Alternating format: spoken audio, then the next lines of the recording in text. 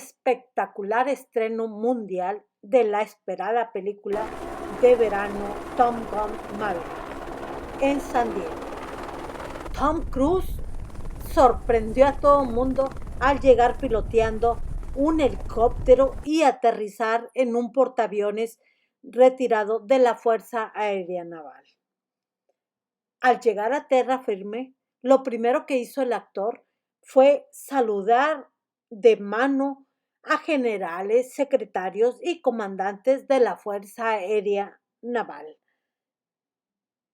Cruz interpreta 36 años después a su personaje, un piloto de la Marina de Estados Unidos, Pete Maverick Mitchell, en la escuela de Tom Gun.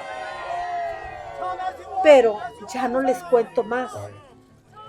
Los dejo para que disfruten de las reacciones y declaraciones de los protagonistas de la cinta que se estrena en Estados Unidos este 27 de mayo.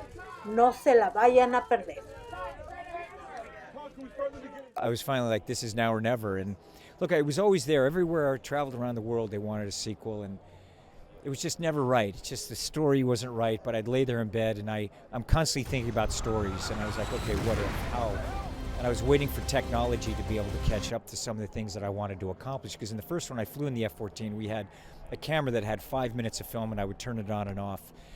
And I waited to see where, and I did American Made. And when I was doing American Made, the aerials, it was always in the back of my mind that if I did Top Gun, what about this? And then McHugh and I did Fallout together, and we were developing those cameras for the helicopters and that aerial sequence. It was all a progression to where we're going. And Kaczynski, when I was doing Oblivion with Joe, he's like, I always talked about Top Gun. I said, Joe, let's make Oblivion right now, And then I was shooting Fallout, and McHugh was talking to me about Top Gun for 10 years, and it just came together.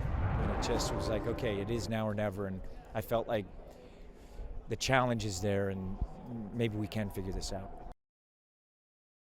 My whole life, since I was 4, I wanted to make movies, and I remember being on the set of Taps and thinking, if I can make movies the rest of my life, I'd be so happy. So it's kind of amazing. It's surreal. It's surreal that here we are, and I'm doing this, and it's surreal that it's Top Gun Maverick. 36 years. I'll hold that for you. I got it. I got you. Okay. 36 years later, and here we are. It's surreal. I just nothing else to say. Like, not only is training, but just structurally, making the movie coming up, in every way. That's technically challenging. It's emotionally, how do you create a story like this and constantly find the tone? Throughout, it was challenging on I have to say on every single level. So to hear the audience's response, and it's really very special. It's really very moving, the journey that Maverick goes on in this film, which may surprise some audiences, I think. I've had a lot of people who have seen it tell me they were crying when they came, they were laughing, they were crying, they were cheering. It's a poignant story. So hopefully fans will enjoy that. It's a welcome back to the movie theaters, I think. It's a welcome back to the blockbuster. It's a welcome back to the summer movie. It's a welcome back to real life. I think all of those things were such a part of our lives pre-pandemic that all kind of got pushed to the back burner for some time for obvious reasons.